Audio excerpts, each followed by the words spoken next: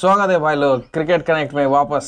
Ashes समाप्त, दुनिया गोल है। 2005 में एजबास्टन यही ग्राउंड था और वहाँ पे इंग्लैंड ने जीत हासिल की थी। यही ऑस्ट्रेलिया को 282 का टारगेट था, 2 रन से इंग्लैंड जीती थी। और ये कर्मा देखिए 15 साल बाद 2023 में ऑस्ट्रेलिया ने जीता 2 विकेट से। तो क्या बोलेंगे, कैसा था ये रोमांच, कैसा था मैच?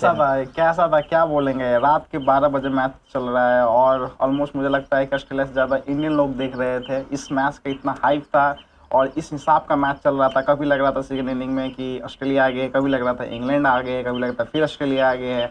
एट लास्ट मोमेंट जैसा चल रहा था, फाइनली अपने ऑस्ट्रेलिया ने captain Cummins leading from the front, उन्होंने अपना नर्व को कंट्रोल किया और एक बेहतरीन 55 रन का पार्टनरशिप जो 9th विकेट का एक्चुअली अभी आप बात करोगे तो टेस्ट क्रिकेट में 5th हाईएस्ट पार्टनरशिप है 9th विकेट 9 लाइन के साथ करके उन्होंने ये बेहतरीन जीत 2 विकेट से ऑस्ट्रेलिया को दिलाई। एशेज हमें कभी भी मायूस नहीं करती है और एशेज का जो रोमांच है, जिस तरीके से एशेज ने एक दबदबा बना के रखा है, टेस्ट मैचेस को जिंदा रखा है, जो हम पहले भी बात किए थे।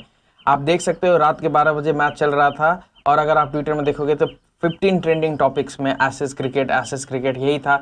चाहे ऑस्ट्रेलिया का क्राउड हो, चाहे भारत का क्राउड हो, दुनिया भर की क्राउड का नजर एशेज, वो बल्लेबाजी, वो गेंदबाजी, कोई भी जीते कोई भी हारे, है ना, लेकिन रोमांच बहुत बड़ा। हम हर कोई एक अच्छा क्रिकेट देखना चाहता है। हर किसी को पता है कि एक Ashes the pinnacle of test cricket है और ऑब्वियसली बॉर्डर गावस्कर का सीरीज भी बहुत अच्छा है।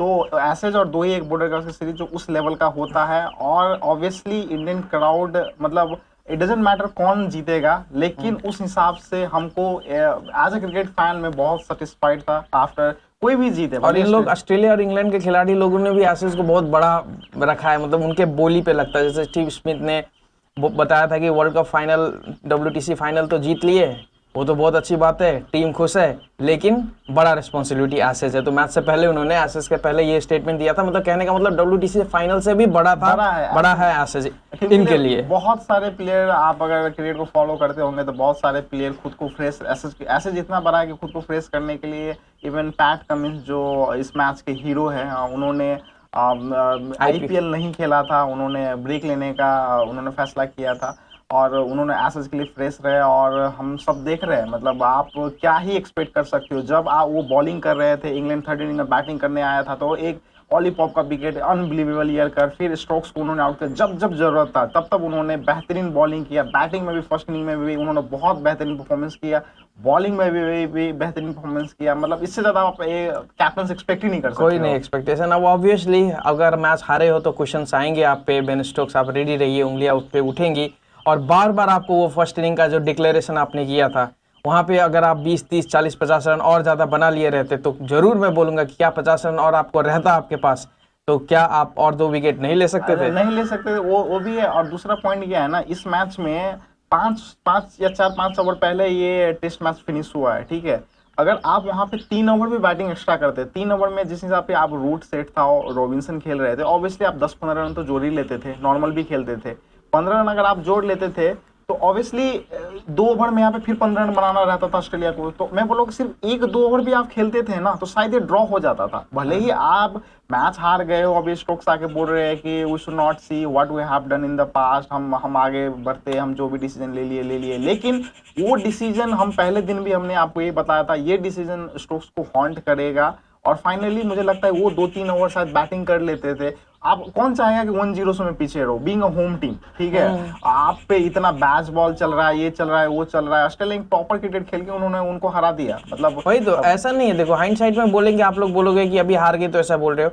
मेरा पॉइंट यही है कि अगर रन बना लिए रहते थे, आप ऑल आउट हो गए रहते थे, तो भले उसके बाद भी ऑस्ट्रेलिया रन बना के जीत जाती थी, बट स्टिल आप पे उंगली तो कोई नहीं उठाता था ना, बोलता तो नहीं था कि कमी रह गई, क्यों नहीं बनाए, रन बना सकते थे तो क्यों नहीं बनाए। अगर आउट हो गए रहते, अगर डिक्लेयर नहीं किए रहते तो हम कुछ नहीं बोलते, ठीक है, बोले रन कम हो गया, आप हार गए, आपने बहुत अच्छा खेला लेकिन आप आखिर में हार गए। लेकिन आज तो मैं बोलूंगा कि आपने बेवकूफी की थी फर्स्ट इनिंग में, आपने डिक्लेयर किया था और उसके बाद जितने रन वो बन सकते थे जो नहीं बने, इस कारण से आप हारे। और अगर आप ओवरऑल भी देखोगे, भले ही 5th डे मैचेज ऐसा था कि मोस्ट ऑफ द टाइम लग रहा था कोई ये जीतेगा वो जीते, लेकिन ओवरऑल अगर आप टेस्ट मैच देखोगे, फर्स्ट टेस्ट, तो ऑस्ट्रेलिया एक बेहतर टीम नजर आई है। मतलब ऐसा नहीं है कि उन्होंने पांचों दिन, पहला दिन अगर आप छोड़ दो, उसके बाद से ऑलमोस्ट ऑस्ट्रेलिया ही गेम में ज्यादा थी, मतलब डोमिनेट किया है उन्होंने। ऐसा नहीं कि इंग्लैंड ने ज्यादा टाइम डोमिनेट किया है, तो ऑस्ट्रेलिया ने ज्यादा क्रिकेट अच्छा मतलब इस टेस्ट मैच में खेला है। ऑस्ट्रेलिया के लिए अच्छी गुड न्यूज ये है कि पहला मैच ऑस्ट्रेलिया जीत गए हैं, और ऑस्ट्रेलिया उनके बदौलत जीते हैं जिनसे ज्यादा उम्मीद नहीं रहता। ऑस्ट्रेलिया से आप करोगे तो आप स्मिथ पे उम्मीद रखते हो, आप लाबुशाने पे उम्मीद रखते हो, ये दोनों पूरे ही फ्लॉप रहे इस मैच में। फिर भी ख्वाजा पकड़ लो, कैरी पकड़ लो, ग्रीन का इधर उधर कंट्रीब्यूशन पकड़ लो, इन लोगों ने इस मैच को जीता है। तो आप ऑस्ट्रेलियन फैन के तरीके से अगर सोचोगे तो अगले मैच में अगर स्मिथ और लाबुशाने का फॉर्म वापस आ गया और वो अच्छा खेले तो ऑस्ट्रेलिया तो बहुत बहुत डिफिकल्ट। जैसे इस मैच में हमने बताया ना कि ख्वाजा का नाम लेना, वो obviously man of the match भी है।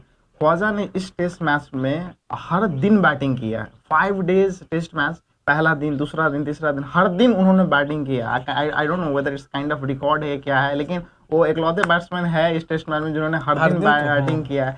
और उनका एक थोड़ा सा नोक झोंक और स्लेजिंग बोलेंगे और ओली रॉबिन्सन के साथ भी उनका रहा। और ओली रॉबिन्सन का एक और कमेंट था जो मुझे लगता है फिर से उन पे भारी पड़ गया, कि बोले कि उन्होंने कि ऑस्ट्रेलिया के इनिंग में 9, 10, 11 तो लाइक नंबर 11 जैसा ही है, सही बात है, चुटकियों में आउट कर देंगे। अगर तो इंग्लैंड में बिग बॉस अगर होता होगा तो मुझे लगता है रॉबिन्सन रिटायर होने के बाद बिग बॉस के बहुत अच्छे कंटेस्टेंट बन पाएंगे, क्योंकि बहुत ही स्कैंडलस खिलाड़ी हैं। कुछ ना कुछ ऐसे कमेंट्स आप पहले भी देखोगे, टिप्पणी करना, ख्वाजा पे टिप्पणी करना, उनका स्टार्टिंग में आपको याद होगा कि वो बैन हो गए थे कुछ दिनों के लिए, जिस तरीके से उन्होंने ट्वीट किया था पुराना, है ना। तो और अभी भी जैसे आपने बोला कि उन्होंने बोल दिया कि यार तीन खिलाड़ी 11 मतलब बहुत खराब गिनते ही नहीं है, और टेलेंडर को उन्होंने गिना ही नहीं, और आखिर में देखो फिर से वही टेलेंडर ने फिर से भगवान की लीला। तो मतलब वही है कि आप सोच समझ के आप स्लेजिंग भी कर रहे हो तो ख्वाजा के साथ कर रहे हो, जिन्होंने पहले इनिंग में भी दूसरे इनिंग में भी ऑब्वियसली आप स्लेज करते हो ऐसे प्लेयर को, तो ये उभर के और बेटर परफॉर्म करते हैं। तो आपको देखना होगा कि किस प्लेयर के साथ आप स्लेज कर रहे हो। ऑब्वियसली कोई बहुत अच्छा खेल जाता है तो उनके अगेंस्ट आपको सोच समझ के खेलना पड़ेगा। लेकिन एक चीज है, इस टेस्ट मैच में मुझे ऐसा लगा कि इंग्लैंड एक बॉलर भी शॉर्ट चल रहे थे, क्योंकि आप 8 बैट्समैन लेके खेल रहे हो और बॉलिंग आप रूट से करा रहे हो। ऑब्वियसली इस पिच पे तो आपको ऐसा ही लग रहा, तो एक अच्छे स्पिनर लेके आ जाते। तो क्या इंग्लैंड में रूट से बेहतर स्पिनर नहीं है क्या? होंगे ही ना, ऐसा तो नहीं है कि आप मतलब इतने सारे रणजी प्लेयर मतलब वहां पे खेलते होंगे, जो भी खेलते होंगे इंग्लैंड में। तो मतलब रूट ने तो मेरे को लगता है फिर भी अच्छा बॉलिंग किया। मोइन अली का जो बॉलिंग था, वो आपने अगर मैच देखा है तो उनका बॉलिंग से जितने रन उन्होंने खाए हैं उससे बहुत अधिक रन खा सकते थे। ऑस्ट्रेलिया बल्लेबाज ने उनको यूटिलाइज नहीं किया, क्योंकि उन्होंने इतने शॉर्ट बॉल डाले हैं, इतने शॉर्ट बॉल डाले हैं कि उसमें अब ऑस्ट्रेलिया ने अच्छे से यूटिलाइज नहीं किया। लेकिन हर बार ऐसा नहीं होगा, हर बार बच नहीं पाएंगे। तो मोइन अली का बॉलिंग बिलो पार था, बहुत ही बुरा, मतलब विकेट वगैरह इधर उधर ले सकते हैं, लेकिन टेस्ट के लिए आप जिमी एंडरसन, अगर क्लाउड नहीं है ऑब्वियसली उनके हिसाब से पिचेज नहीं, बादलों का राजा बोल सकते हो, तो क्लाउड नहीं है तो आप उन्होंने बॉलिंग भी नहीं किया, सेकंड न्यू बॉल से बॉलिंग भी नहीं किया, अनफिट भी दिख रहे हैं। आप ऑब्वियसली 40 इयर्स के हो गए, कब तक इंग्लैंड कैरी करेगी ब्रॉड और एंडरसन को? आई डोंट नो रिकॉर्ड के लिए खेल रहे क्या खेल रहे, लेकिन उनको मतलब रखना पड़ेगा, कुछ नए बॉलर्स को भी घुसाना पड़ेगा, नहीं तो ऐसा वॉइड ना क्रिएट हो जाए कि उससे उभर ही ना पाए। तो मतलब काफी टेक डाउन्स तो बहुत है इंग्लैंड को। पहले मैच आप देखोगे तो ऑस्ट्रेलिया बहुत खुश रहेगी अपनी परफॉर्मेंस से, अनचेंज्ड आएगी शायद दूसरे मैच के लिए भी, लेकिन इंग्लैंड को अब बहुत सोचने की, एक तो पीछे हो गए हैं सीरीज में, दूसरा पिचेस कैसे बनाएंगे, फ्लैट बनाएंगे नहीं बनाएंगे, अब टीम में बॉलर को लाएंगे नहीं लाएंगे, मतलब होमवर्क बहुत ज्यादा करना है। बेन स्टोक्स भी सोचेंगे, सोचना ही पड़ेगा, क्योंकि आप एक फ्लैट पिच पे 8 बैट्समैन लेके खेल रहे थे, बॉलर आप इतने कम ले, आप ग्रीन पिच बनाओगे तो फिर आपका क्या होगा? आपको सोचना पड़ेगा एक बहुत अच्छे बैटिंग पिच पे इस ऑस्ट्रेलियन बॉलिंग अगेंस्ट के खिलाफ इनका बैट बॉल उतना नहीं चला है, जो भी सेकंड इनिंग आप बोलो, तो इंग्लैंड को देखना पड़ेगा। अगर ग्रीन पिच बनाते हैं तो 2 धारी तलवार है, ये बॉलिंग अटैक ऐसा नहीं है कि आप मतलब आओगे 500 मार दोगे, ये पाकिस्तान का पिचेस नहीं है भाई, तो थोड़ा सा देखने पड़ेंगे, सिचुएशन है, देखना चाहिए। लेकिन जहां तक मुझे इंग्लैंड पता है, जहां तक उनका कोच के बारे में पता है, जहां तक Ben Stokes as a captain और Brendon McCullum as a coach, मेरे को लगता है बमसुरा टाइप के लोग इन लोग, तो इन लोग आएंगे सेम पैटर्न से, बोलेंगे कि अभी हम लोग 5 के रन रेट से खेल रहे थे, अब अगले में 8 के रन रेट से मारो। कोई नहीं, मुझे ऐसा लगता है कि वो आएंगे यही से और ज्यादा अग्रेसिव होके आएंगे। देखते हैं आगे आगे बहुत ही रोमांच आने वाला है। एसएस में बने रहिए दोस्तों, बने रहिए, आगे भी सब्सक्राइब लाइक ठोकते रहिए भाई, हमारा भी मोटिवेशन होते रहेगा। Thank you.